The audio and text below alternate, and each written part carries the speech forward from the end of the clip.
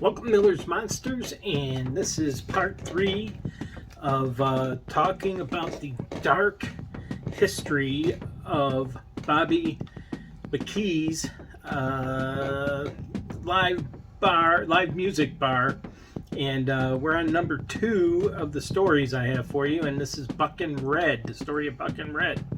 And So the old slaughterhouse was torn down after about a half a century, and a casino bar was built in its place. And this wasn't any ordinary nightclub. It was also a speakeasy, or an illegal bar, and that's because this was built in 1920s.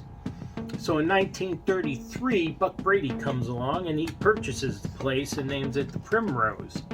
And for 10 years, things are going well. Business is good. And around that time, one of his patrons, Red, what's Red's last name?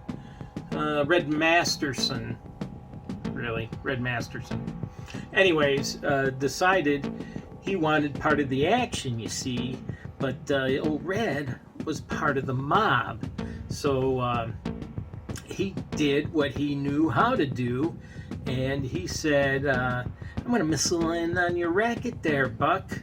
You're going to give me part of your racket. But Buck was strong-willed and wasn't going to sell anything to Red.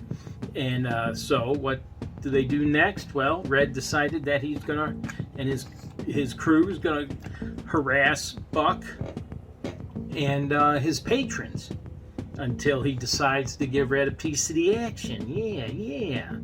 And Buck said, no, I'm not giving in. He decided to take matters into his own hand, and he got a gun, and he shot Red. Well, Buck wasn't very lucky. Red survived, and Buck was accused of attempted murder.